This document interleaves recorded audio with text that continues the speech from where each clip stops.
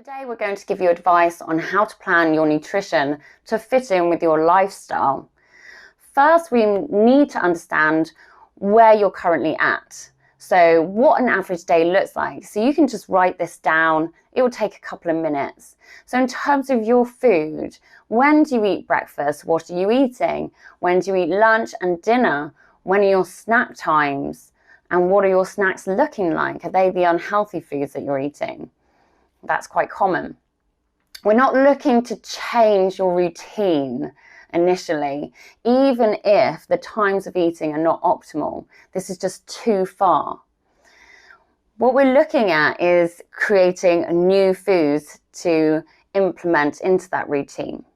I also want you to look at your upcoming week. This is really important because you need to make a note of busy times and less busy days, and you need to plan for these. These are your obstacles. So planning your food so it complements your lifestyle. So on busy days, you can have leftovers or quick meals. On days you have more time, you can do some batch cooking or try out some new recipes. So next, now you've analysed your eating routine and your lifestyle, we're going to look at analysing bad habits and what to do with them. So the first step towards eradicating those bad habits is actually understanding where they come from, recognizing what your cues and what your triggers are. Okay, because if you understand this, then later down the line, we can then look to try and tackle that obstacle, that trigger. But I'll just go into something really interesting, and you might relate to this, and it's something called the habit loop. So a lot of people have this habit, right? And it comes from a cue, a trigger. That might be stress. It might be boredom. And then so that cue happens, that trigger happens, and it triggers you to go into this routine. And the routine is choosing something unhealthy to eat because it's that reward, gives you a reward, takes you away, takes you out of that moment. And then that gets repeated because the same triggers will happen on a daily basis, and it will fire up those routines and those rewards. And understanding where you are in terms of those bad habits will give you really big insight into how to eradicate them. And we go into that in more detail later down the line, but just being aware of them is good enough for now. So then we've understood where you are, bad habits in your lifestyle. Now we need to create your meal plan. But before you think about stripping away those calories, I want you to really think about adding in nutrition. So not all food groups are created equal. You can have a diet in massive excess in calories, but you could still be nutrient deficient because not all food groups are created equal. And you probably know this. It's just implementing this, right? So we know processed foods are bad. Okay, they are not nutrient dense as others, as whole foods, for instance. So potato chips or crisp versus a jacket potato, we know which one has better nutrient value. So when you're looking at your plate, I want you to be really honest about your food. How far along the process line has it come? You know, are you eating burgers, tin food, ham, processed chicken, strips, goujons, nuggets? Are you eating potato chips, wedges? All of these have added salts, sugars, preservatives, and they honestly are not good for your system.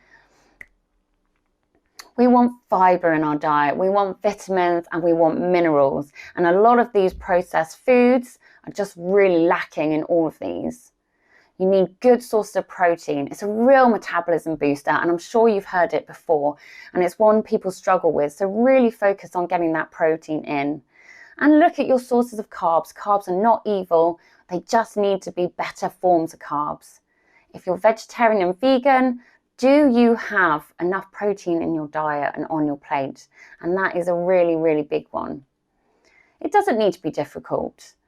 When you're creating your weekly menu or you look down at your plate, just say to yourself, does my plate include enough protein, enough carbs, handful of protein, a handful of carbs?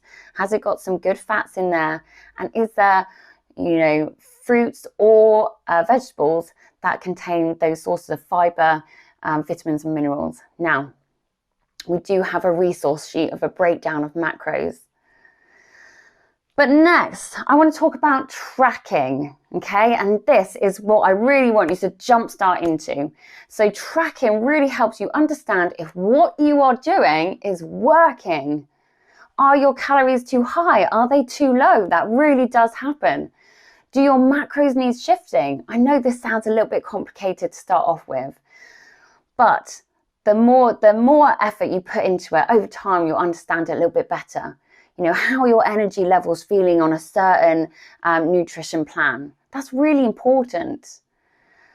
Tracking with MyFitnessPal is one of the easiest ways to do it because all of our recipes scan into MyFitnessPal. And I have to say, if you want best results, if you want the best results, please follow our meal plans. I do understand that you might need to go off meal plan, and that's absolutely fine. But for best results, absolute best results that we can guarantee, then you must follow the meal plan to a T and track it. And tracking is not only great for you, but it's absolutely key for us as coaches so we can understand and really see what you're doing on a weekly basis. So if something's not working, I have all the knowledge available to me to say, hey, okay, well, I can see something's not quite right. Or maybe you're a little bit sensitive to these kind of foods, let's switch it up. And then we can work together on getting you the best results in these next 30 days. So to make it simple for you, this is what I want you to do. I want you to look at your daily routine and diet. I want you to look at your breakfast, lunch, dinner and snacks. Are they good, bad, and when are they? I want you to look at your week ahead. When are your busy days and when can you allocate some time to really put the effort in to setting yourself up with some new meals and do some batch cooking, right? And then I want you to download MyFitnessPal and I want you to start tracking.